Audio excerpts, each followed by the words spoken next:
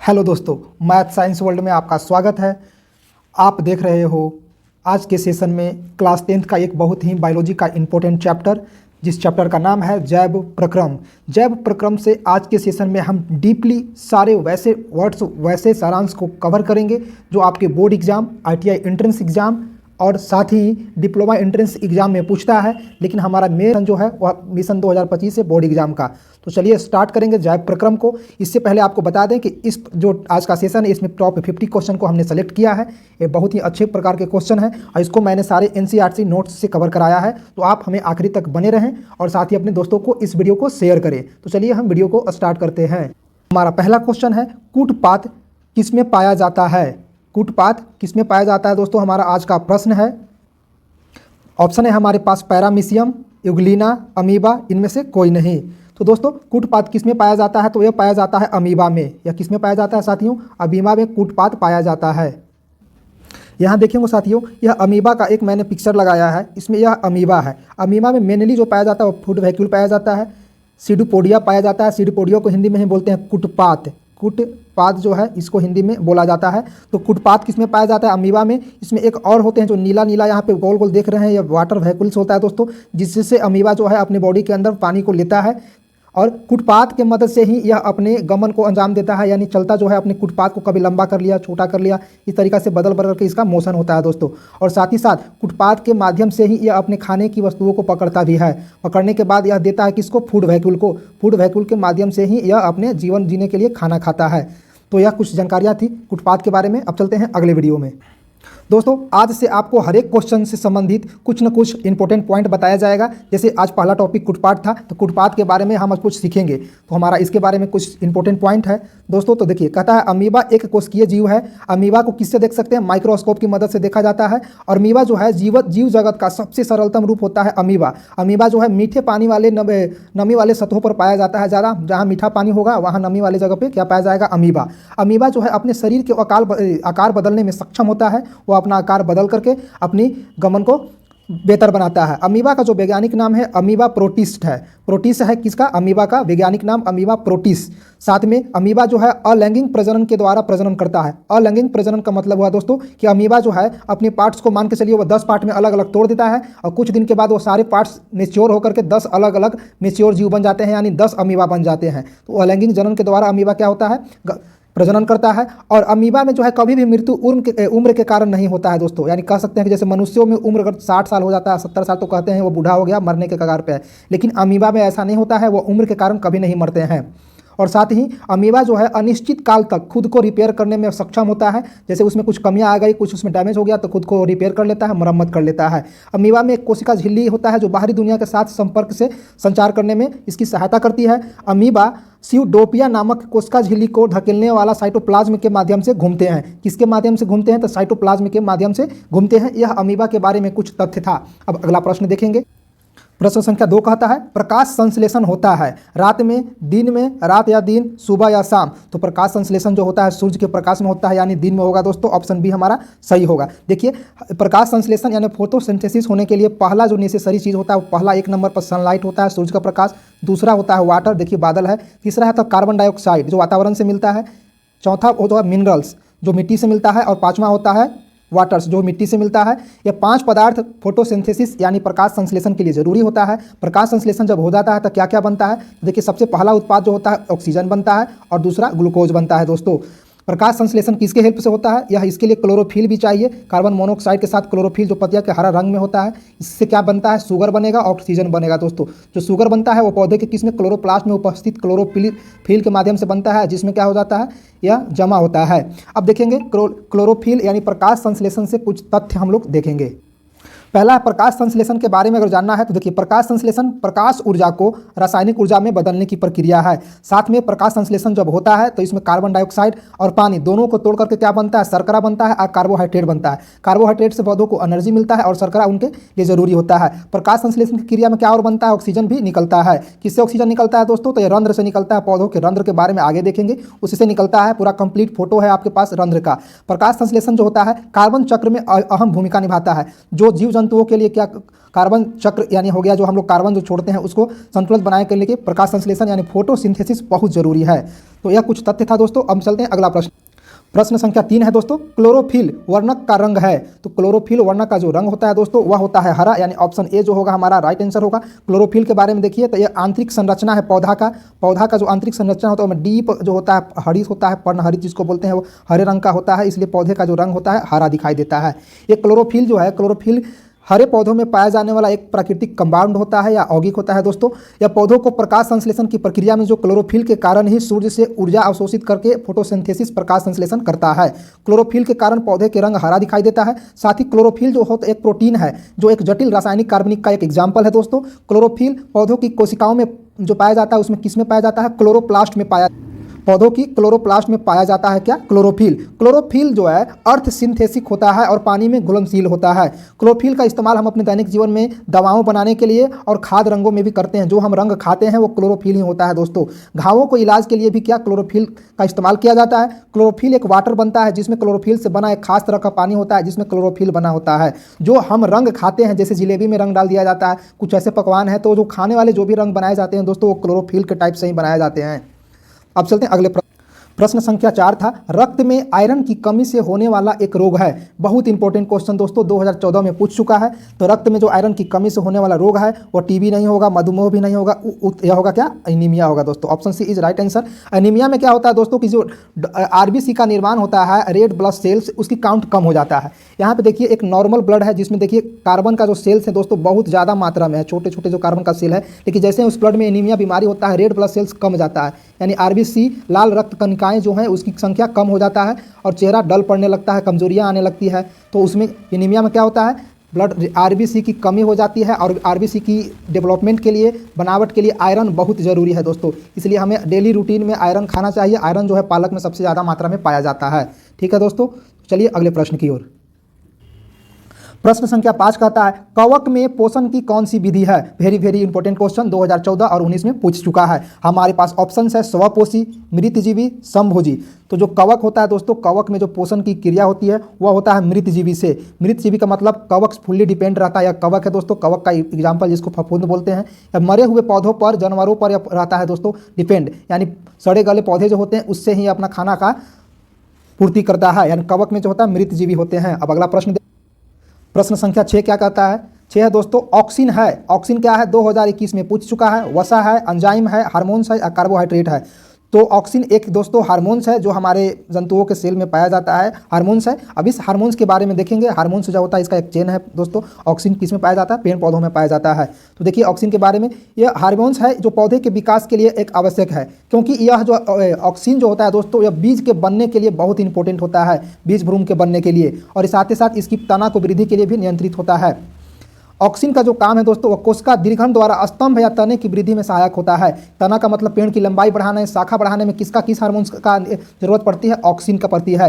ये जड़ की वृद्धि को नियंत्रित करता है। जड़ की वृद्धि का मतलब पौधों में ऐसा पाया जाता है दोस्तों कि कुछ पौधे का जड़ बहुत पत्ती से ज़्यादा बढ़ता है और कुछ का तना बढ़ता है, जैसे कि आलू, शकरकंद जो है ऊपर के बजाय नीचे जड़ों में बढ़ता है। तो उनका वो कार्यशैली है, प्राकृतिक है कि आलू जो हो गया, प्याज हो गया, वह तो ऊपर तो मतलब उनका तना पत्ती तो बढ़ेगा ही बढ़ेगा, जड़ भी बढ़ेगा, तना भी बढ़ेगा मिट्टी के अंदर। तो ये ऑक्सिन के कारण होता है। ऑक्सिन डिसाइड करता है कि किस पौधे में जड़ को बढ़ाना है या ऊपर तना और पत्ती को बढ़ाना है। साथ ही ऑक्सिन जो फल के उत्पादन में इंपॉर्टेंट रोल निभाता है दोस्तों। ऑक्सिन की मदद से ही पौधों में जो फल लगता है, बीज से फल बनने की प्रक्रिया होता है। साथ ही साथ यह जो फूल लगता है, फूल झड़ ना जाए, अगर किसी पौधे में फूल लग रहा है, फूल ना झड़े, इसके लिए ऑक्सिन ही उस पर काम करता है दोस्तों, ताकि फूल ना झड़े और फूल से फल बन सके। यह किसका काम है दोस्तों, यह ऑक्सिन का काम है, और ऑक्सिन एक हार्मोन्स है। अगला प्रश्न की ओर चलेंगे। प्रश्न संख्या 7 था दोस्तों, मनुष्य में वृक्क संबंधित है। वेरी वेरी इंपॉर्टेंट क्वेश्चन, 2023 और 2020 में पूछा है दोस्तों। मनुष्य में जो वृक्क होता है, वृक्क मतलब किडनी, वृक्क को इंग्लिश में किडनी बोलते हैं, वह उत्सर्जन से संबंधित होता है दोस्तों। उत्सर्जन देखिए, यह हमारा वृक्क है यानी किडनी है। यह क्वेश्चन कई बार पूछ चुका है कि वृक्क का आकार कैसा होता है। तो वृक्क का जो आकार होता है सेम की बीज की तरह का होता है दोस्तों, और यह किसके काम में आता है, उत्सर्जन में। किसका उत्सर्जन, ब्लड या ब्लड के उत्सर्जन में किडनी का रोल है। अगला प्रश्न देख, प्रश्न संख्या 8 दोस्तों, स्वपोषी पोषण के लिए आवश्यक हैं, वेरी वेरी इंपॉर्टेंट, 2013, 2019, 2021 में क्वेश्चन पूछ चुका है। स्वपोषी किसके लिए आवश्यक है? कार्बन डाइऑक्साइड के लिए या क्लोरोफिल के लिए, सूर्य के प्रकाश के लिए या सभी? तो परपोषी जो पोषण होता है उसमें पौधे जो होते हैं क्या बनाता है? प्रकाश संश्लेषण से अपना पौधा खुद बनाता है। इसके लिए उसे सनलाइट यानी सूर्य का प्रकाश भी चाहिए, कार्बन डाइऑक्साइड भी चाहिए दोस्तों, और पौधे जड़ से क्या लेते हैं? मिनरल्स भी लेते हैं और वाटर्स भी लेते हैं, यानी इनमें सभी जो होगा, इनका ऑप्शन डी इस प्रश्न का राइट आंसर हो जाएगा। इस प्रश्न का जो राइट आंसर होगा दोस्तों डी होगा, डी। अब चलते हैं अगला प्रश्न की ओर। प्रश्न संख्या 9, प्रकाश संश्लेषण की क्रिया में ऑक्सीजन बाहर निकलता है, किसी से निकलता है दोस्तों? तो देखिए, प्रकाश संश्लेषण की जो क्रिया होता है वह जल से टूटता है। जल जब टूटता है यानी H2O टूटता है तो उससे क्या निकलता है? O2 का निर्माण होता है। यानी प्रकाश संश्लेषण की क्रिया में जो ऑक्सीजन बाहर निकलता है वह जल से निकलता है। ऑप्शन ए इस प्रश्न का राइट आंसर होगा।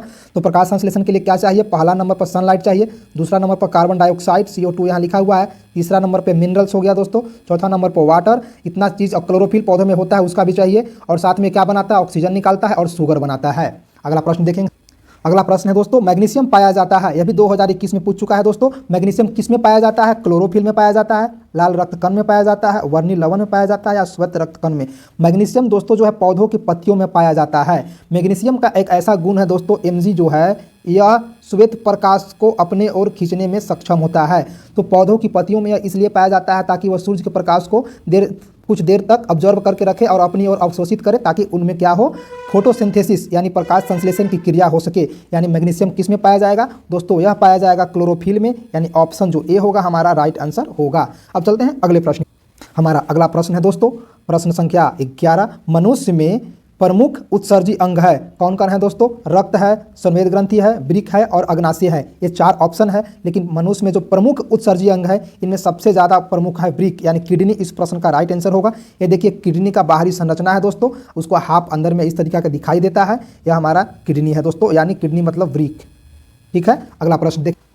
प्रश्न संख्या 12, अमीबा अपना भोजन किसके द्वारा पकड़ता है? अमीबा अपना भोजन, तो प्रश्न संख्या 1 में बताए थे दोस्तों, यह भी बहुत उपयोगी प्रश्न है, 2019 और 2020 में पूछ चुका है। तो अमीबा में एक फूड वोकल्स होता है जो खाने के लिए यूज होता है, और इसमें क्या सीडो ड्रॉप था दोस्तों, यानी कुटपाद था। कुटपाद के मदद से जो है यह चलता है और साथ में भोजन को भी पकड़ता है, यह मैंने आपको बताया था। यानी इसका जो राइट आंसर होगा कुटपाद होगा दोस्तों, option B is a right answer. प्रश्न संख्या 13, निम्नलिखित में से कौन मलेरिया परजीवी है? यहाँ दोस्तों पूछ रहा है मलेरिया परजीवी, तो प्लाज्मोडियम जो होता है मलेरिया परजीवी होता है, यानी प्लाज्मोडियम के कारण ही मलेरिया फैलता है। इस प्रश्न का जो राइट आंसर होगा दोस्तों ऑप्शन ए हो जाएगा। प्रश्न संख्या 14 क्या कहता है दोस्तों? कार्बोहाइड्रेट, प्रोटीन तथा वसा के पूर्ण पाचन का स्तर निम्नलिखित में से कौन सा है? यहाँ क्वेश्चन फिर से पढ़ेंगे, कार्बोहाइड्रेट, प्रोटीन और वसा, यानी दोस्तों कह रहा है कि शरीर का ऐसा कौन सा ऑर्गेनिज्म है, पार्ट है जिसमें तीनों प्रकार के जैसे कार्बोहाइड्रेट, प्रोटीन और वसा उसका पूर्ण पाचन हो जाता है, यानी कंप्लीटली वो पच जाता है। किसमें? हमारा ऑप्शन था अमाशय, यकृत, छोटी आंत या बड़ी आंत। तो दोस्तों तीनों तरीका के कार्बोहाइड्रेट, प्रोटीन और वसा छोटी आंत में पूरी कंप्लीट तरीका से पच जाता है, फिर यह बड़ी आंत में जाता है और बाहर निकल जाता है रेक्टम की मदद से। तो इसको हम लोग समझेंगे फिगर के माध्यम से दोस्तों। यह एक ह्यूमन पार्ट है, ह्यूमन पार्ट का यह स्टोमैच है दोस्तों। ठीक है, इसके ऊपर में जो हल्का दिखाई दे रहा है लीवर था।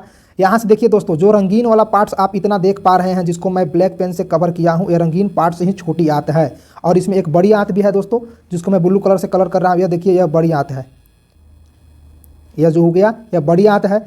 तो जब हम खाना खाते हैं तो पहले मुख में जाता है, उसके बाद ग्रास नली, उसके बाद अग्नाशय, और अग्नाशय के बाद सीधा छोटी आंत में आता है दोस्तों। तो पहले हम मुंह में चबाते हैं, चबाने के बाद लार उसमें मिलता है, लार मिलने के बाद ग्रसनी में जाता है, ग्रसनी में भी थोड़ा सा लार मिलता है। उसके बाद ग्रास नली एक लंबी पाइप होती है जो मुंह से हमारे कहाँ ले जाता है? अग्नाशय में ले जाता है। अग्नाशय में उसमें कुछ गैस मिलते हैं, HCl वगैरह मिलता है। HCl के बाद वह भोजन का टुकड़ा टुकड़ा हो जाता है, धजिया उड़ा देता है, और उसके बाद छोटी आंत में जाता है। छोटी आंत में भोजन का पूर्ण पाचन होता है, जहाँ से मिनरल्स वगैरह जो है उसमें से निकलता है, जो हमारे बॉडी के लिए जो भी उपयोगी पदार्थ भोजन में मिले हो, विटामिन्स, मिनरल्स और लहसुन जो भी है, वो छोटी आंत उसको ले लेता है, पचा देता है, वो हमारे ब्लड को फिर भेजता है।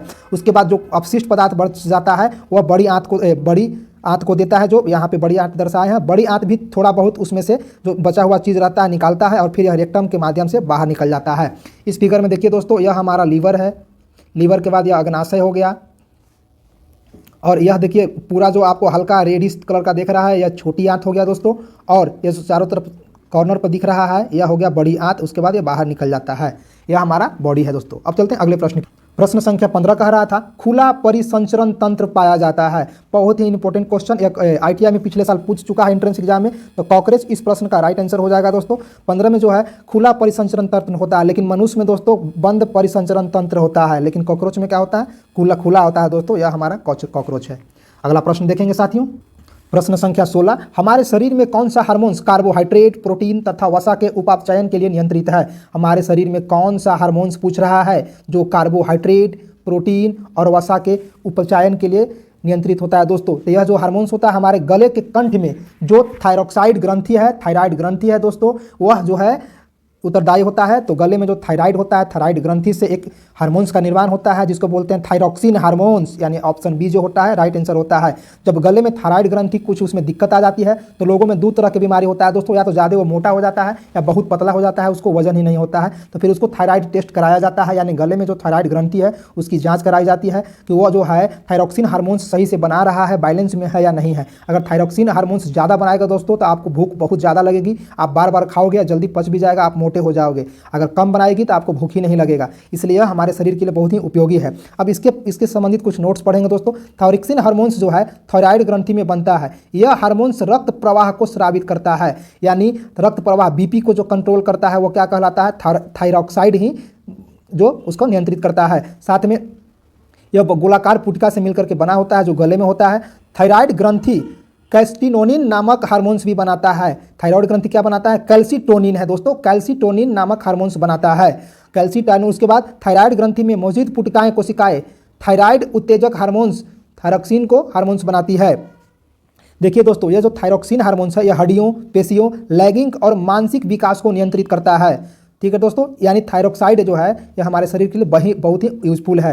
यह वसा, प्रोटीन, कार्बोहाइड्रेट तीनों के मेटाबॉलिज्म को बढ़ाता है, यानी इसको पचाता है, तभी तो हमारी बॉडी को देगा। उसके बाद यह रक्त में शर्करा, कोलेस्ट्रॉल और क्या है फॉस्फोलिक लिपिड को मात्रा को कम करता है, यानी हमारी बॉडी में ग्लूकोज न बढ़ने नहीं देता है, कोलेस्ट्रॉल को बढ़ने नहीं देता है, फॉस्फोलिक लिपिड को बढ़ने नहीं देता है।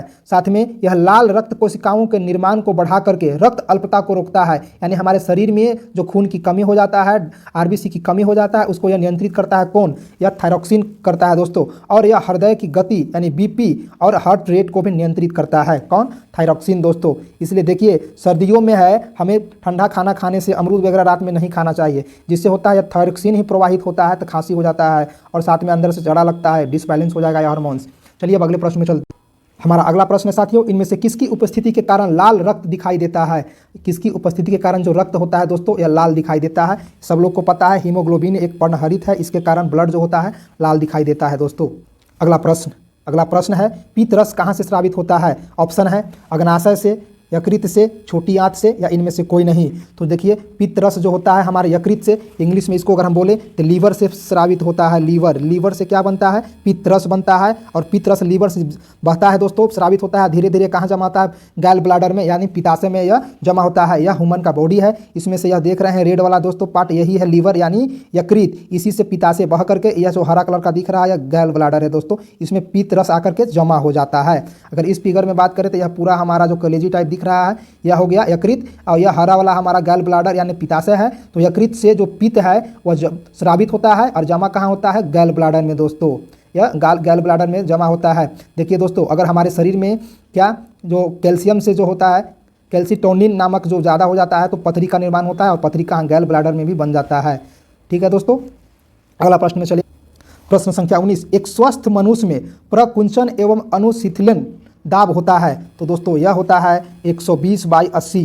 ठीक है, यानी प्रकुंचन जो होगा 120 होगा और अनुशिथिलन जो होगा वह 80 होगा। इसी को बोलते हैं 120/80 के नाम से जानते हैं। ऑप्शन ए इस प्रश्न का राइट आंसर होगा। अगला प्रश्न देखिए, प्रश्न संख्या 20 कह रहा था तंत्रिका तंतु की उत्पत्ति किस प्राथमिक ऊतक द्वारा होता है। बहुत इंपॉर्टेंट क्वेश्चन 2021 में पूछ चुका है। एक्टोडर्म ऑप्शन में है, मीसोडर्म है, इंडोडर्म है या इनमें से कोई नहीं है दोस्तों।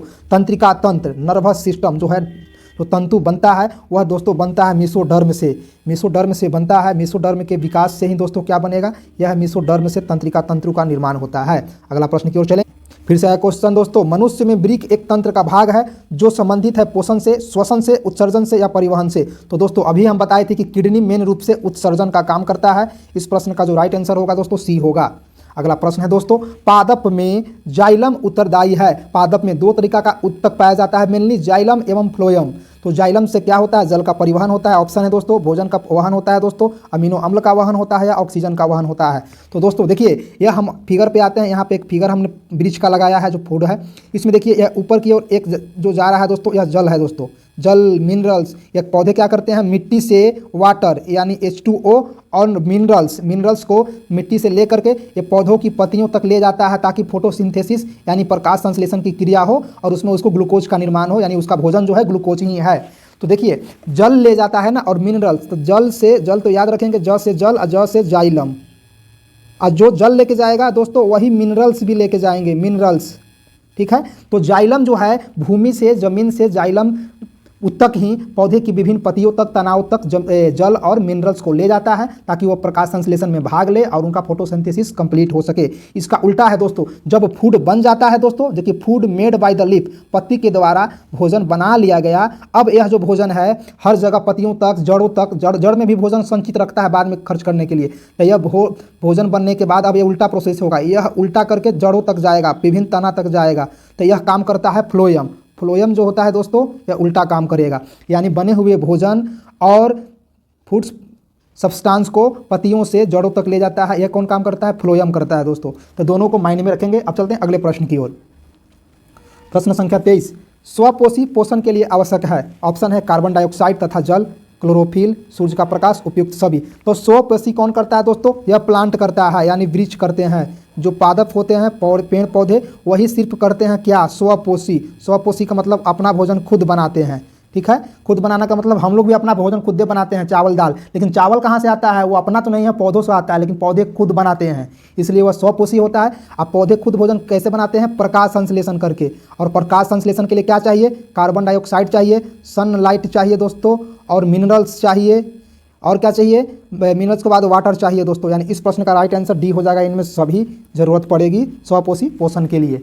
अब चलते हैं अगले प्रश्न की ओर।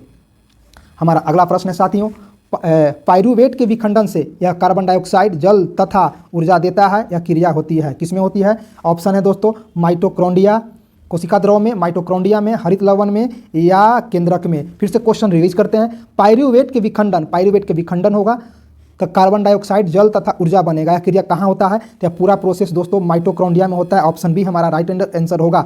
माइटोकॉन्ड्रिया देखिए दोस्तों कहाँ पे होता है, माइटोकॉन्ड्रिया जो होता है वह पौधों के अंदर होता है, जिसमें देखिए एटीपी सिंथेसिस भी होता है। और यह देखिए माइटोकॉन्ड्रिया डीएनए भी है, जो ब्लू कलर का आप देख रहे हैं, यह माइटोकॉन्ड्रिया का क्या है दोस्तों, यह डीएनए है। और जो डॉट डॉट देख रहे हैं पीला पीला, यह होता है राइबोसोम, यानी माइटोकॉन्ड्रिया के अंदर राइबोसोम भी पाया जाता है, और क्या पाया जाता है, डीएनए भी पाया जाता है, और मैट्रिक्स भी पाए जाते हैं। मैट्रिक्स इसको बोलेंगे, दो खांचेदार के बीच जो गैप है दोस्तों, उसको मैट्रिक्स बोलते हैं। मेम्ब्रेन भी पाया जाता है, इनर मेम्ब्रेन और आउटर मेम्ब्रेन। मेम्ब्रेन का मतलब सतह हो गया दोस्तों, इसमें दो सतह पाया जाता है, एक बाहरी एक इंटरनल। बाहरी वाला पतला होता है और अंदर वाला मोटा होता है दोस्तों। इससे कुछ प्रमुख तथ्य को। अगला प्रश्न है दोस्तों, स्वपोषण होता है कवकों में, हरों पौधों में, जंतुओं में और सभी में। तो अभी स्वपोषण के बारे में जाने हैं दोस्तों कि स्वपोषण सिर्फ पौधे में होता है। स्वपोषण का मतलब हो गया किसी भी जीव पर नियंत्रित नहीं रहना, खुद भोजन का निर्माण करना और खुद बनाना। यह सिर्फ हरे पौधे ही कर सकते हैं। ऑप्शन बी जो हो गया हमारा राइट आंसर हो गया। अब चलते हैं अगले प्रश्न की। अगला प्रश्न है साथियों, दही जमने में निम्नलिखित में से कौन सी प्रक्रिया होती है। दही जमने में निम्नलिखित में से कौन सी प्रक्रिया होती है, 2015 में पूछ चुका है। तो यह होता है किण्वन प्रक्रिया दोस्तों। ऑप्शन सी जो हो गया इस प्रश्न का राइट आंसर है। अब दही से संबंधित कुछ इंपॉर्टेंट पॉइंट देखेंगे दोस्तों। तो पहला पॉइंट है, दूध से दही बनने के लिए लैक्टोबैसिलस नामक जो है जीवाणु का इस्तेमाल होता है। यानी प्रश्न पूछता है दोस्तों, दूध से दही बनाने के लिए कौन सी जीवाणु होता है वो उपयोग में लाया जाता है। तो इसका राइट आंसर होगा लैक्टोबैसिलस। यह एक ग्राम पॉजिटिव बैक्टीरिया होता है जो दूध को दही में बदलने में जिम्मेवार होता है। साथ ही दूध को दही में बदलने के लिए 30 से 40 डिग्री सेंटीग्रेड तापमान पर गर्म करते हैं और इसमें थोड़ा सा पुराना दही मिलाते हैं। इसलिए मिलाते हैं कि यह इस दही में पहले से लैक्टोबैसिलस नामक बैक्टीरिया रहता है और यह बैक्टीरिया इसमें आ जाता है मिलाने के बाद। फिर क्या होता है, जैसे ही इस दूध को दही बनाने के लिए गर्म करते हैं, फिर ठंडा होने के बाद इसका पीएच मान कम हो जाता है। जैसे ही पीएच मान कम होगा दोस्तों, ये लैक्टोबैसिलस अपना प्रजनन तेज कर देता है और बहुत सारे लैक्टोबैसिलस बैक्टीरिया जमा हो जाता है और फिर दही जम जाता है। यानी अगला पढ़ेंगे, लैक्टोबैसिलस लैक्टोज किण्वन के जरिए लैक्टिक अम्ल बनाता है। यानी जो बैक्टीरिया है दोस्तों, यह दूध में लैक्टोज उपस्थित होता है, उसको वह किस में चेंज कर देता है, लैक्टिक अम्ल में। अगर यह ज़्यादा देर तक लैक्टिक अम्ल रहेगा दोस्तों तो खट्टा हो जाता है। तो लैक्टिक अम्ल के कारण ही दही ज़्यादा देर का जब होता है तो वह खट्टा हो जाता है। लैक्टिक अम्ल की वजह से जो होता है पीएच मान कम हो जाता है और वह जम करके दही बन जाता है। दोस्तों कभी कभी सुनो हो कि अच्छा दही नहीं जमा है। अच्छा दही का मतलब आपने दूध में तो दही थोड़ा सा मिलाया, जिसके कारण उसका पीएच मान ज़्यादा कम नहीं हो पाया, साथ ही के करीब करीब रहा। तो अगर कम नहीं होगा तो ज़्यादा अच्छा दही नहीं जमेगा। जितना इसका पीएच मान कमेगा दोस्तों, वह उतना ही अच्छा दही बनेगा। तो दूध से जो दही बनाने की रासायनिक प्रक्रिया है ये दोस्तों, ना कि भौतिक रासायनिक प्रक्रिया है। अगला प्रश्न देखेंगे। प्रश्न संख्या 27, कौन अंतःस्रावी और बाह्यस्रावी ग्रंथि जैसा कार्य नहीं करता है? मानव शरीर में कुछ वैसे भी पार्ट्स हैं दोस्तों जो अंतःस्रावी और बाह्यस्रावी दोनों जैसी क्रिया करता है, लेकिन यहाँ पूछ रहा है कि कौन इस तरीका का कार्य नहीं करता है। तो हमारे माइंड में जो एक ग्रंथि है जिसको पीयूष ग्रंथि बोलते हैं, पिट्यूटरी ग्लैंड, यह ग्लैंड दोनों के जैसा काम नहीं करता है। पिट्यूटरी ग्लैंड दोनों के जैसा काम नहीं करता। इस प्रश्न का राइट आंसर बी हो जाएगा। बाकी जो अग्नाशय है दोस्तों, यह अंतःस्रावी भी कार्य करता है और बाह्यस्रावी भी कार्य करता है। अंडाशय भी अंतःस्रावी और बाह्यस्रावी दोनों काम करता है दोस्तों, और वृषण भी उसी तरीका का काम करता है। तो यह देखिए, पिट्यूटरी ग्लैंड हमारे मस्तिष्क में पाया जाता है, हाइपोथैलेमस के नीचे। ठीक है दोस्तों, पिट्यूटरी ग्लैंड ही हमारे याददाश्त को मजबूत करता है। अब देखिए, थायराइड एवं पैराथायराइड हमारे गले में पाया जाता है। यह भी एक क्या है, अंतःस्रावी ग्रंथियां हैं, पाराथायराइड और थायराइड ग्रंथि। उसके बाद जो है दोस्तों, अधिवृक्क जो है यह भी अंतःस्रावी ग्रंथि है। अधिवृक्क, यहाँ देखिए अधिवृक्क, यह भी अंतःस्रावी ग्रंथि है। यह है किडनी जिसको बोलते हैं। अग्नाशय भी है अंतःस्रावी दोस्तों। अब देखिए, अब हम कुछ तथ्य देखेंगे इंपॉर्टेंट। अंतःस्रावी ग्रंथियां हार्मोन्स बनाती है। पहला है हमारा एरो मार्क दोस्तों कि अंतःस्रावी जो ग्रंथियां होंगी वह क्या बनाएगी, हार्मोन्स बनाएंगी, जबकि जो बहिस्रावी ग्रंथियां हैं वह उनसे हार्मोन्स का निर्माण नहीं होता है, वह क्या मिनरल्स वगैरह को ट्रांसपोर्टेशन करते हैं। अंतःस्रावी ग्रंथियां नलिका रहित होती है, इसमें कोई ट्यूब नहीं होता है दोस्तों, यह डायरेक्ट ब्लड में जाके मिल जाता है। कौन, अंतःस्रावी ग्रंथिया से जो हार्मोन्स होता है डायरेक्ट काम करता है, इसमें कोई ट्यूब नहीं होता है, यानी नलिका नहीं होती है। जबकि बाह्यस्रावी ग्रंथियां नलिकाओं वाली होती है, इनमें ट्यूब का पाया जाता है। बाह्यस्रावी ग्रंथियां में क्या पाया जाता है, ट्यूब पाया जाता है। अब हम कुछ इंपॉर्टेंट लाइन देखेंगे अंतःस्रावी ग्रंथियों के बारे में। तो अंतःस्रावी ग्रंथियां हार्मोन्स बनाती है, मैंने बताया। यह हार्मोन्स रक्त के जरिए शरीर के अंगों तक पहुंचता है। बताया था कि जो अंतःस्रावी ग्रंथियां होती है इसमें कोई ट्यूब नहीं मिलता है, ये डायरेक्ट हार्मोन्स को ब्लड में रिलीज कर देता है। यह हार्मोन्स रासायनिक दूध की तरह होते हैं, यानी हमारे ब्लड में जो हार्मोन्स मिलते हैं वह एक तरह का दूध का काम करता है। इन ग्रंथियों में कोई नलिका नहीं होती है, यानी अंतःस्रावी ग्रंथियों में कोई ट्यूब नहीं होता, नलिका नहीं होती। कुछ अंतःस्रावी ग्रंथियों के उदाहरण है पिट्यूटरी ग्लैंड, जो हमारा दिमाग में यहाँ पिट्यूटरी ग्लैंड होता है। थायराइड ग्रंथि जो हमारे गले के कंठ में पाया जाता है। अधिवृक्क ग्रंथियाँ इसको बोलते हैं, जो किडनी होता है उसको। और पैराथायराइड ग्रंथियाँ, यह भी गले के पास नीचे पाया जाता है। अगला है दोस्तों कुछ बाह्यस्रावी ग्रंथियाँ। तो यह ग्रंथियाँ अपने पदार्थों को नलिकाओं के जरिए स्रावित करता है, यानी ट्यूब के जरिए अपने पदार्थ को छोड़ता है। यह ग्रंथियाँ कैसा छोड़ता है, पाचक रस, पसीना जैसे उत्सर्जक पदार्थों को स्राव करती है। इनका कुछ उदाहरण है जैसे लार ग्रंथियाँ, यकृत यानी पेट में पाया जाता है, लीवर, पेट की ग्रंथियाँ, सब क्या है, बाह्यस्रावी ग्रंथियाँ हैं दोस्तों। अगर हमारा सेशन दोस्तों अच्छा लग रहा है तो इस वीडियो को लाइक करें, अपने बाकी को दोस्तों को शेयर करें, और साथ ही चैनल को सब्सक्राइब करना ना भूलें दोस्तों, कि आपको हमारी वीडियो जो सब्सक्राइब करेंगे तो सबसे पहले आप तक पहुंचेगी। अगला क्वेश्चन दोस्तों प्रश्न संख्या 28 है, वैसे पौधे जो पोषण के लिए सड़ी गली चीज़ों पर आश्रित रहते हैं वे क्या कहलाते हैं? फिर से क्वेश्चन रिपीट करेंगे। जो पोषण के लिए सड़ी गली चीज़ों पर आश्रित रहता है उसको बोलते हैं दोस्तों मृत जीवी, यानी मृत जीवों पर डिपेंड रहे वह मृत जीवी कहलाएगा। जो मृत जीवों पर डिपेंड रहे उसे क्या कहलाएंगे, मृत जीवी कहेंगे। इस प्रश्न का जो राइट आंसर है दोस्तों वह ऑप्शन बी है। अब चलेंगे अगले प्रश्न। प्रश्न संख्या 29 था दोस्तों, पादपों में पाया जाने वाला वृद्धि हार्मोन्स निम्न में से कौन सा है? पादपों में कैसा हार्मोन्स पूछ रहा है दोस्तों, वृद्धि हार्मोन्स पूछ रहा है। तो सबसे पहले हम कुछ हार्मोन्स को देखेंगे। या पादपों में पाया जाने वाला हार्मोन्स है दोस्तों, पहला है इथिलीन, उसी तरीका से है दोस्तों क्या, एब्सिसिक एसिड, जिब्रोलिन, ऑक्सिन और साइटोकाइनिन। यह 5 प्रकार का हार्मोन्स किसमें पाया जाता है दोस्तों, पौधों में पाया जाता है। अब सबको बारी बारी से पढ़ेंगे। तो पादपों में पाया जाने वाला हार्मोन्स है दोस्तों ऑक्सिन, जिब्रेलिन, साइटोकाइनिन और इथिलीन। हार्मोन्स जो होता है दोस्तों पौधों के विकास और वृद्धि में अहम भूमिका निभाता है। साथ में यह रासायनिक संदेशवाहक की तरह कार्य करते हैं। और दोस्तों पादप हार्मोन्स पौधों की शारीरिक प्रक्रियाओं को भी नियंत्रित करते हैं। कुछ हार्मोन्स हम लोग देखेंगे दोस्तों। ऑक्सिन जो है, ऑक्सिन हार्मोन्स कहाँ है, यह है दोस्तों ऑक्सिन हार्मोन्स। कोशिका वृद्धि और शीर्षास्त्र प्रभुत्व को नियंत्रित करता है। यानी हम लोग जो पौधे घर में लगाते हैं दोस्तों, जैसे साग का पौधा होता है उसको हम लोग काट देते हैं फिर भी वो बढ़ जाता है। तो जो तना को दोबारा वृद्धि करता है, दोबारा रिपेयर करता है, वह उसके लिए ऑक्सिन बहुत ज़रूरत है, यानी ऑक्सिन हार्मोन्स इसके लिए इंपॉर्टेंस रखता है दोस्तों। दूसरा है साइटोकाइनिन। साइटोकाइनिन कोशिका विभाजन को बढ़ाता है। और साथ में जिब्रेलिन के बारे में पढ़ेंगे। जिब्रेलिन जो है तने की वृद्धि, बीज अंकुरन को बढ़ाता है। यह जिब्रेलिन है दोस्तों, यह जबरदस्ती करता है तने को वृद्धि करने के लिए, कहता है तुम जल्दी से लंबाई में बढ़ो, यानी जबरदस्ती करता है कौन? जिब्रेलिन। और साथ में बीज के अंकुरण को भी फोर्स करता है। अगला हार्मोन है एब्सिसिक एसिड। यह जो है दोस्तों निष्क्रियता और तनाव प्रक्रियाओं को नियंत्रित करता है, एब्सिसिक एसिड। अगला हार्मोन है एथिलीन। यह फलों को पकाने और फलों को बड़े साइज में करने के लिए उत्तरदायित्व होता है। अगर हमारे पास जैसे कच्चे फल होते हैं, आम, अमरूद और केला दोस्तों, या कच्चे काट लिए जाते हैं, उसको फिर उपयोग के अनुसार पकाया जाता है, उसके लिए एथिलीन का ही उपयोग किया जाता है। अगर उस पर एथिलीन छिड़क देंगे तो 1 से 2 घंटे में वो पूरी तरीका से पक जाता है। यह ऐसे भी पकता है दोस्तों पौधों में भी, लेकिन बाहर से भी एथिलीन आता है, इसको डालने से पौधे के फल पक जाते हैं।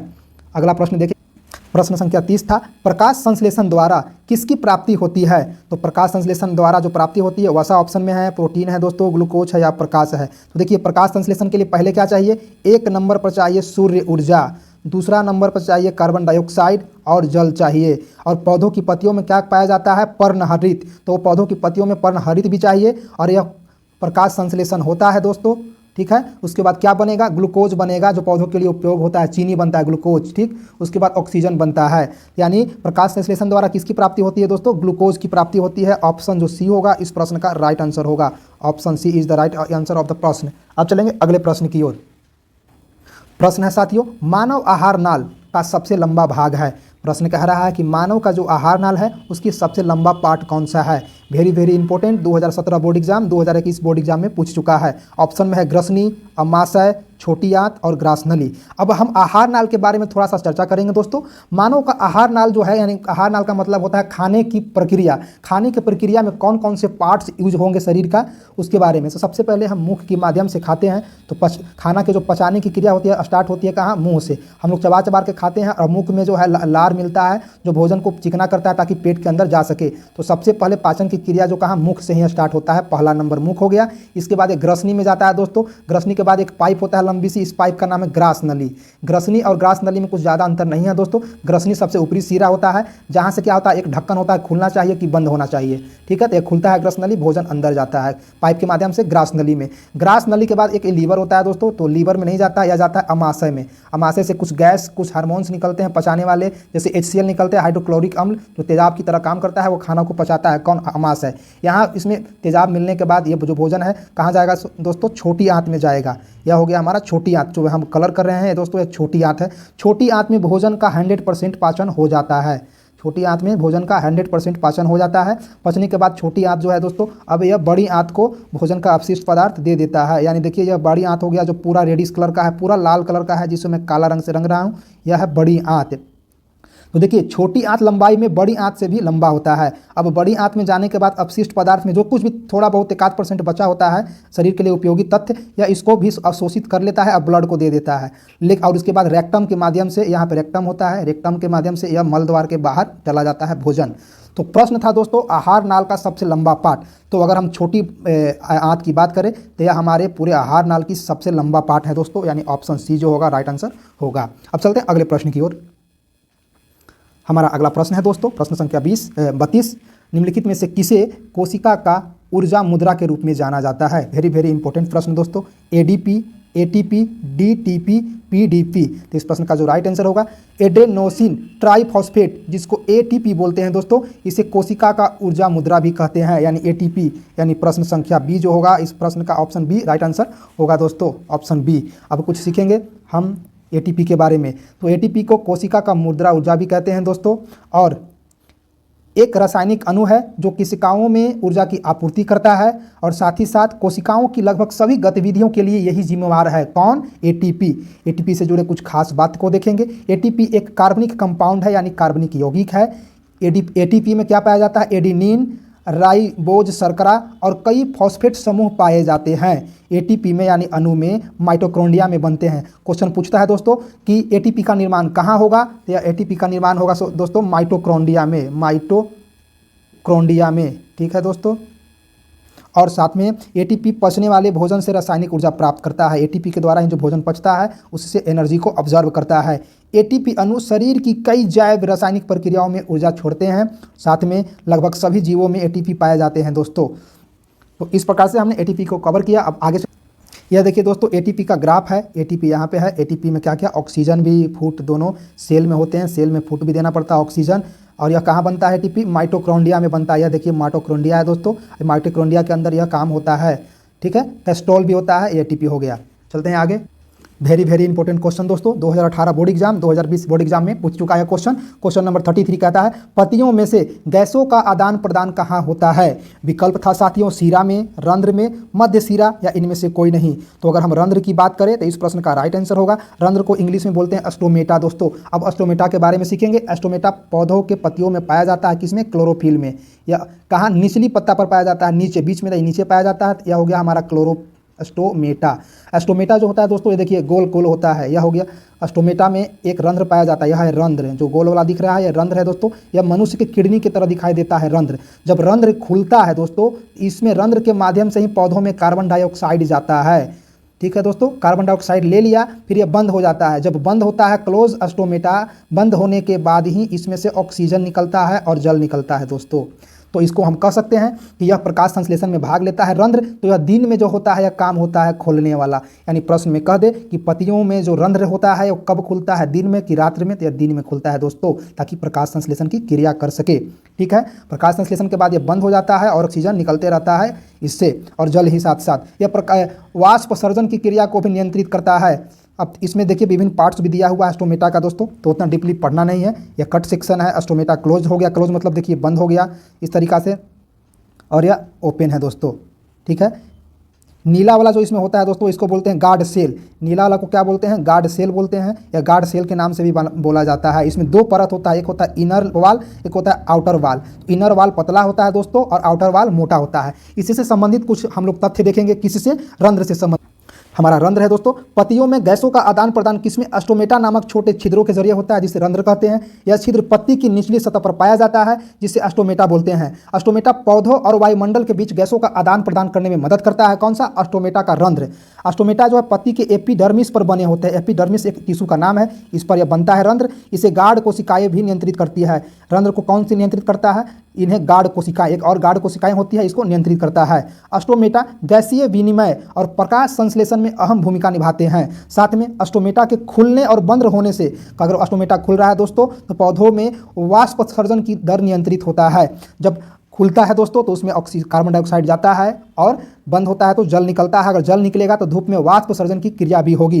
पौधों में दिन के समय में स्टोमेटा खुल जाता है और रात में बंद हो जाता है, जो कि अभी मैंने बताया था साथियों। स्टोमेटा को प्रकाश के सूक्ष्मदर्शी द्वारा देखा जा सकता है। हम स्टोमेटा को नंगी आंखों से नहीं देख सकते हैं। चलते हैं अगले प्रश्न। अगला प्रश्न साथियों, हृदय से रक्त को संपूर्ण शरीर में पंप किया जाता है। कौन करता है दोस्तों? 2018 में पूछा है। फेफड़ों द्वारा, निलय द्वारा, अलिंद द्वारा, इनमें से सभी।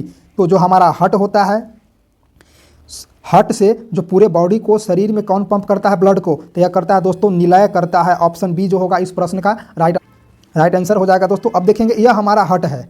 हार्ट में देखिए 4 चैम्बर होते हैं, 2 होते हैं अलिंद और 2 होता है निलय। तो 2 देखिए, पहला दायां अलिंद ऊपर में होता है, ऊपर के चैम्बर में, और नीचे 2 निलय होता है दोस्तों। यानी हार्ट में टोटल 4 चैम्बर यानी कक्ष होते हैं। कक्ष की बात करें तो 4 कक्ष होंगे, 2 निलय होते हैं दोस्तों और 2 होता है अलिंद। अलिंद ऊपर होता है, निलय ऊपर, अलिंद नीचे, अलिंद ऊपर और निलय नीचे होता है। प्रश्न पूछ रहा था कि जो हमारा हार्ट है, हार्ट से पूरे बॉडी में, दिल से पूरे बॉडी में जो खून जाता है वो किसके द्वारा होता है? तो यह करता है निलय। पूरे बॉडी में कौन सा खून जाएगा दोस्तों? तो पूरे बॉडी में जो खून जाएगा वह तो शुद्ध जाएगा। यानी शुद्ध ब्लड को पंप कौन करेगा? निलय करता है दोस्तों। निलय जो करता है शुद्ध ब्लड को पंप करता है पूरे बॉडी में। लेकिन जो अशुद्ध ब्लड होता है, जब हम शुद्ध भेजेंगे, शुद्ध का मतलब जिसमें ऑक्सीजन हो, जो छना हुआ हो, उसमें कोई अशुद्धि ना हो, उसको शुद्ध बोलते हैं। लेकिन जब बॉडी में चारों तरफ जाता है तो उसमें से ऑक्सीजन की मात्रा कमी होने लगती है और ब्लड भी प्रदूषित होने लगता है। तब वह अशुद्ध रक्त को पंप कौन करता है? पंप करके लाता है महाशिरा। महाशिरा से अशुद्ध रक्त आता है दायां अलिंद में, और दायां अलिंद से फिर कुछ प्रोसेस होता है और दायां निलय में लाता है। दायां निलय जो है इसको शुद्ध करता है ब्लड को, और शुद्ध करने के बाद ये बायां निलय में भेज देता है। अब ये बायां निलय जो है फुफ्फुस महाधमनी से शरीर के बाकी पार्ट में शुद्ध ब्लड को यह भेजता है दोस्तों। इस तरीक़ा से हमारा जो हार्ट है यह काम करता है। अब इससे संबंधित हम कुछ तथ्य भी, इंपॉर्टेंट पॉइंट भी बताएंगे दोस्तों। देखिए यह हमारा हार्ट है, हार्ट के बारे में देखेंगे। हृदय से रक्त को पूरे शरीर में पंप किया जाता है। कौन? हार्ट से, यानी दिल, हृदय से। हृदय एक कैसा है, मांसपेशीय अंग है जो शरीर के सभी हिस्सों में रक्त को यानी खून को पंप करता है। हृदय से रक्त पंप करने की प्रक्रिया को परिसंचरण तंत्र कहते हैं।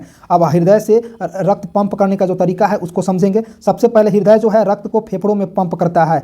हृदय में जो ब्लड आता है उस ब्लड को फेफड़ा तक पहुंचाता है। फेफड़ा क्या करता है, ऑक्सीजन को ब्लड में मिलाता है। फेफड़ा जो है रक्त को ऑक्सीजन से भर देता है, रक्त में ऑक्सीजन भर देता है। अब ऑक्सीजन मिल गया हमारे ब्लड में। अब वो ऑक्सीजन से भरा हुआ ब्लड जो है फिर कहाँ आता है, फिर हृदय के पास आता है। और हृदय अब जो है वो खून में जो मिल गया क्या, ऑक्सीजन, उस ऑक्सीजन को दायां निलय के माध्यम से मौजूदा एक महाधमनी से फिर बॉडी पार्ट्स में जाता है, बाकी पार्ट्स में। तो जो ब्लड होता है दोस्तों वो धमनियों, कोशिकाओं के जरिए शरीर के अन्य भागों में पहुंचता है। कोशिकाएं रक्त, ऑक्सीजन और पोषक तत्वों को कोशिकाओं तक पहुंचाता है। अब कुछ तथ्य समझेंगे, हृदय के कुछ बारे में समझेंगे दोस्तों। हृदय हमारे सीने के बीच में स्थित होता है। हृदय के दो पक्ष होते हैं, दायां और बायां। पक्ष की बात करें दोस्तों तो 2, अगर चैम्बर की बात करें दोस्तों तो 4, कक्ष की बात करें तो 4 होता है दोस्तों।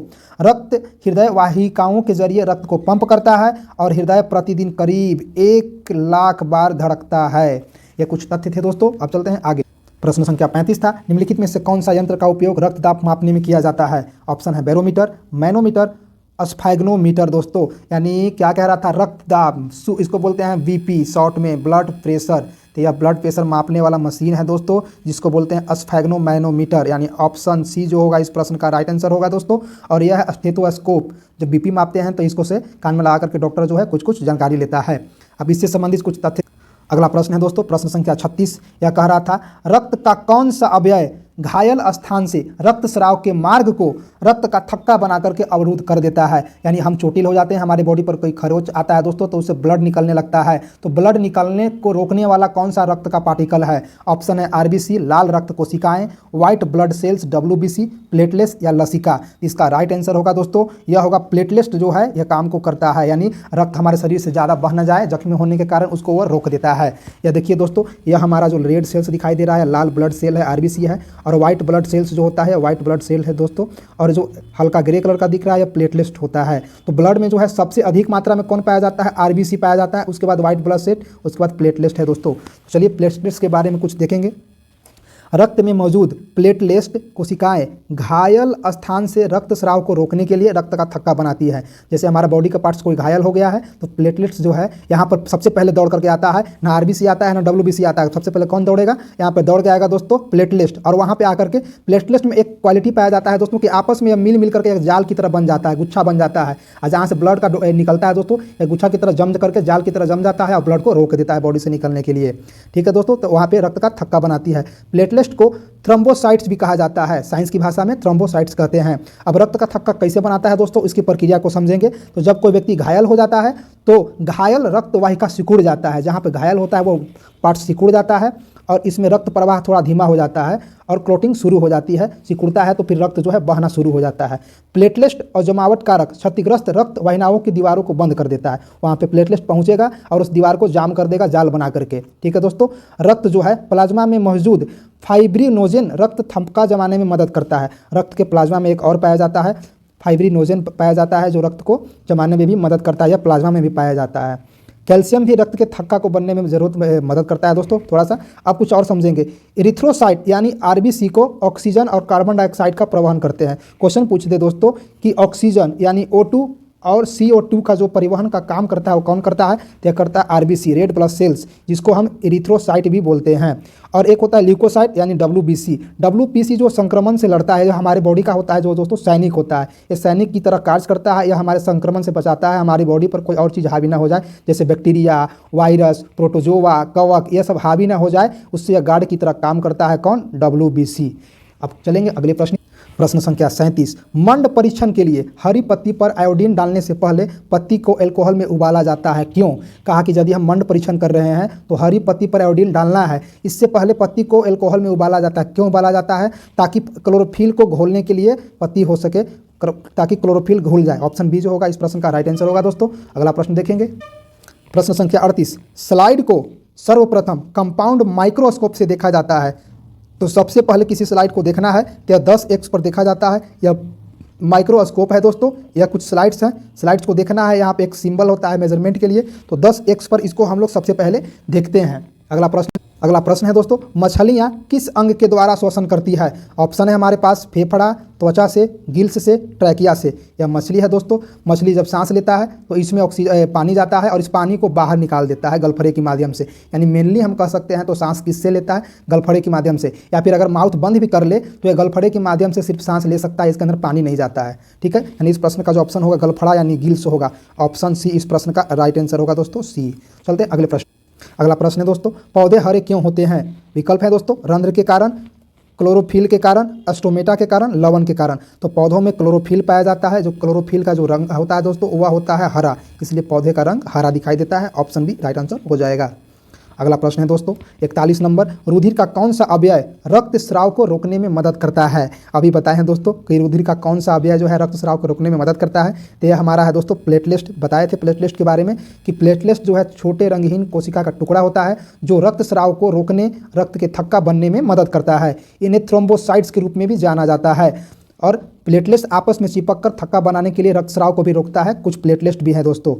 प्लेटलेट्स की टूटे ही रक्त वाहिनी से संपर्क बनाने के लिए अपनी जाल विकसित कर लेता है। तो इस प्रश्न का राइट आंसर क्या था दोस्तों? ऑप्शन सी था। अगले प्रश्न की ओर चलते हैं। अगला प्रश्न है साथियों, वृक्क की रचनात्मक एवं क्रियात्मक इकाई किसे कहा जाता है? वेरी वेरी इंपॉर्टेंट है दोस्तों क्वेश्चन। ऑप्शन है हमारे पास कोशिकाओं को, श्वसन अंग को, नेफ्रॉन को और रक्तचाप को। यह जो है वृक्क में क्या ऐसा चीज़ है जिसको रचनात्मक और क्रियात्मक इकाई के रूप में कहा जाता है? तो वृक्क में जो नेफ्रॉन होता है दोस्तों, नेफ्रॉन, यह नेफ्रॉन को ही बोला जाता है रचनात्मक एवं क्रियात्मक इकाई। नेफ्रॉन के बारे में देखेंगे। वृक्क की रचनात्मक और क्रियात्मक इकाई को नेफ्रॉन या वृक्क नलिका कहते हैं। वृक्क में बहुत सारे एक्टिव सेल्स होते हैं, वृक्क नलिका होता है दोस्तों जिसे नेफ्रॉन कहते हैं। और यह गुर्दे की सूक्ष्म संरचनात्मक और कार्यात्मक इकाई है, जिसे हम लोग किडनी की संरचनात्मक कार्यात्मक इकाई भी कहते हैं। किसको? नेफ्रॉन को। नेफ्रॉन जो है दोस्तों रक्त से अपशिष्ट पदार्थों को छानता है। किडनी में जो नेफ्रॉन सेल्स होते हैं यह चाय छन्नी की तरह काम करता है। जैसे हमें चाय छानने के लिए छन्नी चाहिए, उसी तरह ब्लड को छानने के लिए नेफ्रॉन एक्टिव सेल्स होना जरूरी है दोस्तों। अगर नेफ्रॉन एक्टिव सेल्स डीएक्टिवेट हो जाते हैं तो कहते हैं किडनी जो है डैमेज हो रहा है। तो यानी किडनी खराब नहीं होता है दोस्तों, किडनी सही ही रहता है। किडनी में जो नेफ्रॉन सेल्स होते हैं वो डीएक्टिवेट हो जाते हैं, एक्टिव नहीं रहते हैं, सक्रिय नहीं रहते हैं। जितना ज़्यादा सक्रिय होगा नेफ्रॉन उतनी हमारी किडनी सही होगी, क्योंकि वो ब्लड में से अपशिष्ट पदार्थ को छानता है दोस्तों, छन्नी की तरह। चलिए, नेफ्रॉन जो है रक्त से पानी घुलनशील पदार्थों को नियंत्रित करता है। यानी ब्लड में जो पानी होता है और घुलनशील पदार्थ होता है उसको छान करके उसको बाहर निकाल देता है, जो हमारे यूरिन के माध्यम से यानी पेशाब के माध्यम से मूत्र के रास्ते बाहर निकल जाता है। कौन काम करता है? नेफ्रॉन करता है। नेफ्रॉन दो भागों से मिलकर के बना होता है, जिसको बोलते हैं बोमैन कैप्सूल और रीनल ट्यूब्यूल। बोमैन कैप्सूल और रीनल ट्यूब्यूल जो है नेफ्रॉन के दो पार्ट्स हैं साथियों। जो नेफ्रॉन के कप का आकार का जो होता है उसको बोमैन कैप्सूल कहते हैं। बोमैन कैप्सूल में ही अपशिष्ट पदार्थ छनता है। एक मानव के गुर्दे में यानी किडनी में 10 लाख नेफ्रॉन होते हैं दोस्तों, यानी एक्टिव सेल्स जो होते हैं 10 लाख होता है नेफ्रॉन में, किडनी में 10। तो यह था नेफ्रॉन के से संबंधित कुछ तथ्य। अगला प्रश्न संख्या 43, लार किस ग्रंथि से निकलता है? यह प्रश्न पूछा गया है 2020 में साथियों। एड्रीनल, पिट्यूटरी, लार, इनमें से कोई नहीं। तो देखिए साथियों, हमारे शरीर में एक लार ग्रंथि होती है जो कहाँ पाया जाता है? यह पाया जाता है जीभ के नीचे, एक ट्यूबुलर होता है उसमें पाया जाता है। यह लार ग्रंथि दो तरीके का होता है, सब मॉड्यूलर डक्ट और एक और होता है दोस्तों जो अभी बताता हूँ। तो यह जो ऑप्शन इसका होगा लार ग्रंथि, यानी सी इस प्रश्न का राइट आंसर होगा दोस्तों। अब लार ग्रंथि के बारे में कुछ देखिए। लार जो है पैरोटिक, सब मंडिबुलर और सब लिंगुअल जैसी ग्रंथियों से मिलकर के बना होता है। इन ग्रंथियों को लार ग्रंथि कहते हैं। लार ग्रंथियाँ मुंह और गले के अंदर आसपास पाई जाती हैं। पैरोटिक ग्रंथियाँ कान के ठीक सामने की ओर होती है। पैरोटिक ग्रंथियों को लार ग्रंथियाँ बोलते हैं दोस्तों। लार उत्पादन में सबसे बड़ी होती है। पैरोटिक जो ग्रंथियाँ होती है उससे लार सबसे भारी मात्रा में उत्पादन होता है।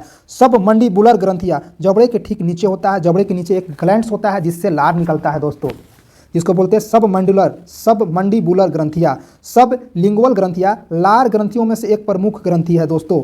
लार ग्रंथियों में बनने वाला जो लार होता है वो भोजन को निगलने में आसान बनाता है। अगर लार ठीक से नहीं बनेगा दोस्तों तो कहते हैं कि मेरा जो जीभ जो है खाने में नहीं बन रहा है, जीभ फोड़ा फोड़ा हो गया है। जो जीभ लाल लाल हो जाता है ना दोस्तों, इसमें उसका लार नहीं बनता है। तो जब हम भोजन को ज़बरदस्ती खाते हैं तो जीभ हमारा जख्मी हो जाता है।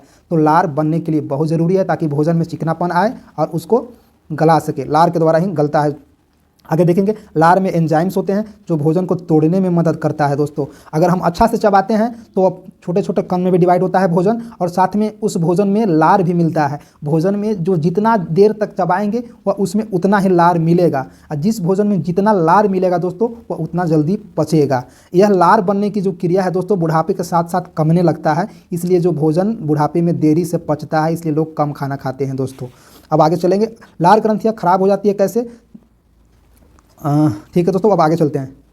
अगला प्रश्न है श्वसन के अंतिम उत्पाद हैं। जब हम श्वसन करते हैं तो अंतिम उत्पाद क्या है दोस्तों, कार्बन ऑक्साइड और जल, कार्बन डाइऑक्साइड ऊर्जा, H2O और ऊर्जा, कार्बन डाइऑक्साइड जल और ऊर्जा। तो श्वसन के अंतिम उत्पाद होते हैं दोस्तों कार्बन डाइऑक्साइड जल और ऊर्जा, यानी ऑप्शन जो डी होगा इस प्रश्न का राइट आंसर होगा दोस्तों। अगला प्रश्न देखिए, अगला प्रश्न है साथियों प्रश्न संख्या 45, मानव हृदय में कोष्ठकों की संख्या कितनी है।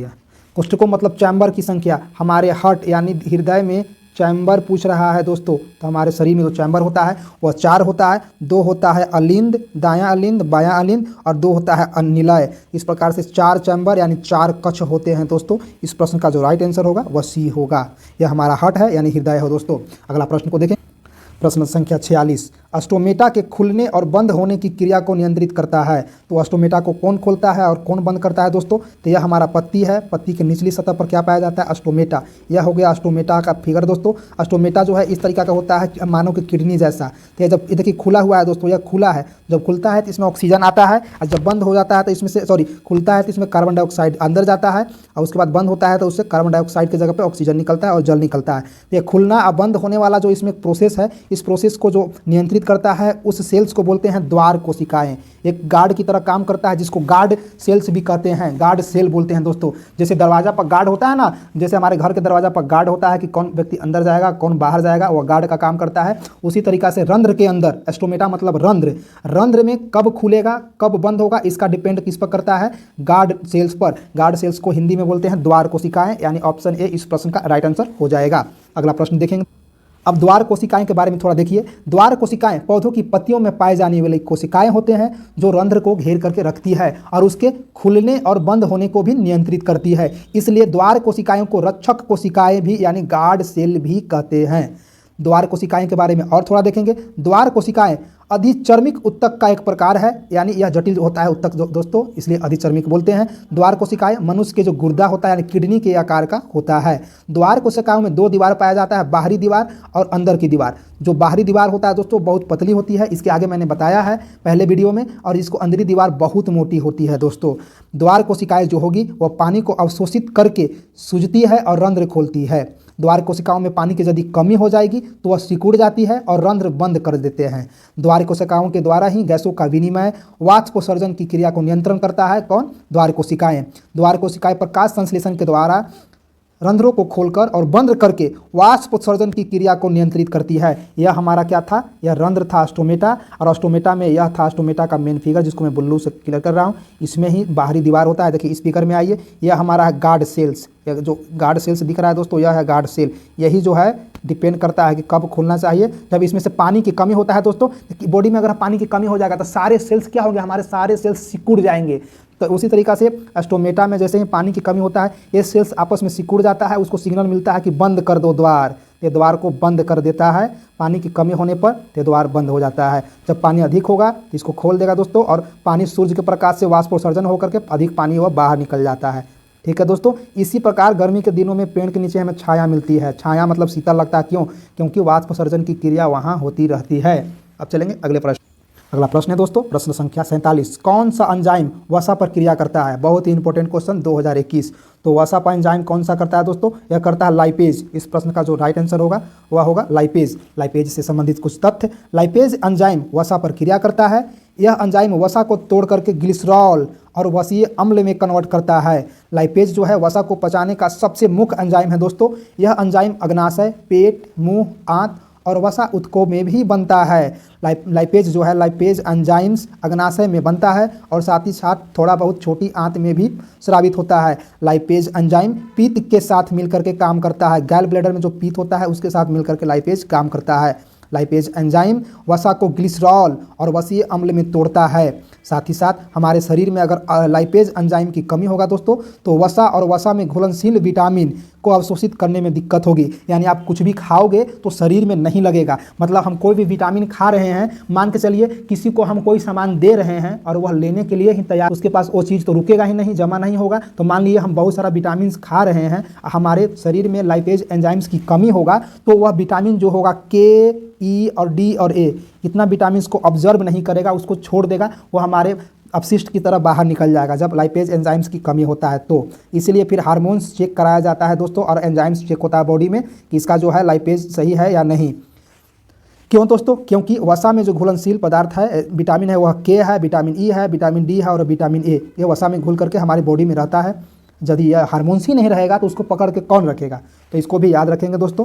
अब चलते हैं अगले प्रश्न की। प्रश्न संख्या 48 किस प्रकार के श्वसन से अधिक ऊर्जा मुक्त होती है? बहुत ही इंपॉर्टेंट प्रश्न 2020 बोर्ड एग्जाम में पूछ चुका है। यह है वायवीय, अवायवीय, ए और बी दोनों। तो अगर हम श्वसन किस में करें? वायु के साथ करें, इसमें बहुत एनर्जी मिलता है दोस्तों। तो जो श्वसन वायु के साथ में होगा उसको वायवीय श्वसन कहेंगे। इस प्रश्न का जो राइट आंसर होगा दोस्तों ऑप्शन ए होगा। Option A is right answer. अगला प्रश्न था दोस्तों 49, हाइड्रा में क्या पाया जाता है? 2020 में पूछ चुका है। हाइड्रा में मस्तिष्क पाया जाता है, तंत्रिका, मुख या स्पर्शक। 4 ऑप्शन दिए गए हैं दोस्तों। तो हाइड्रा में जो पाया जाता है वह स्पर्शक पाया जाता है। हाइड्रा एक जलीय जीव है जो जल में पाया जाता है। यह हाइड्रा का फोटो है दोस्तों। तो इसमें क्या पाया जाता है? स्पर्शक पाया जाता है। ये देखिए स्पर्शक है, यही जो है स्पर्श करता है दूसरे जीवों में, इसको स्पर्शक बोलते हैं। यह स्पर्शक है। अब चलते हैं अगले। अब थोड़ा सा हाइड्रा के बारे में देखेंगे। हाइड्रा जिसको जलव्यान कहते हैं, ये निडेरिया संघ का जंतु है। किस संघ का? निडेरिया संघ। यह बहुत छोटा होता है, इसका साइज मिलीमीटर में होता है दोस्तों। इसके अध्ययन के लिए हमेशा सूक्ष्मदर्शी की आवश्यकता पड़ती है। और जो हाइड्रा में प्रजनन की क्रिया होता है अलैंगिक होता है, अलैंगिक जनन होता है तथा हाइड्रा में अनेक टुकड़े में विभक्त हो जाता है। जब हाइड्रा को जनन करना होता है, प्रजनन, तो ये अपनी बॉडी को 2-3 पार्ट में टूट जाता है और कुछ देर बाद जब वह पार्ट मैच्योर होता है तो 2-3 अलग अलग बन जाएंगे। इस प्रकार प्रत्येक वृद्धि करके एक नए जीव में विकसित हो जाता है दोस्तों। इसलिए इसको बोलते हैं अलैंगिक जनन की विधि है। इसके शरीर में जो मल त्यागने की प्रणाली होता है वो होता ही नहीं है दोस्तों। इसके शरीर में बनने वाला जो मल होता है वह उत्सर्जित पदार्थ के विसरण विधि द्वारा अलग हो जाता है। ठीक है दोस्तों, यह कुछ था तथ्य। अब अगला प्रश्न देखिए। प्रश्न संख्या 50, हरे पौधे में पोषण की विधि कहलाती है? तो हरे पौधे में जो पोषण की विधि होती है वह स्वपोषी होती है दोस्तों। ऑप्शन सी इस प्रश्न का राइट आंसर हो जाएगा दोस्तों। अब देखेंगे थोड़ा सा, हरे पौधे में जो पोषण की विधि होती है दोस्तों वो स्वपोषण कहलाती है। स्वपोषण में पौधे अपना भोजन जो है खुद बनाते हैं, मैं पहले भी बता चुका हूँ। इसके लिए उन्हें सूरज की रोशनी से ऊर्जा प्राप्त करनी पड़ती है और प्रकाश संश्लेषण करना पड़ता है। प्रकाश संश्लेषण में पौधे जो है मिट्टी से कार्बन डाइऑक्साइड, पानी और उसमें उपस्थित होता है क्लोरोफिल पत्तियों में जरूरी खनिजें लेकर के सूरज की रोशनी में ऊर्जा का इस्तेमाल करके प्रकाश संश्लेषण की क्रिया करके अपना भोजन बनाते हैं। खुद का भोजन खुद की मदद से बनाते हैं, इसलिए उसे स्वपोषी कहते हैं। स्वपोषण के बहुत सारे प्रकार हैं दोस्तों, जिसमें स्वपोषी है, जिसमें हरे पौधे आते हैं। विषमपोषी भी एक प्रकार है। सप्रोट्रॉपिक भी पोषण का एक प्रकार है दोस्तों। इस प्रकार से हम लोगों ने आज का 50 क्वेश्चन को डीपली कवर किया। अगर हमारा यह वीडियो आप तक अच्छा लगता है तो आप हमारे चैनल को सब्सक्राइब जरूर करें ताकि हमारा वीडियो आप तक सबसे पहले पहुंच सके और आप इस वीडियो का लाभ उठा सके दोस्तों। बाकी इस वीडियो को अपने दोस्तों तक भी शेयर करिए। तब तक के लिए आपको बहुत बहुत थैंक्स।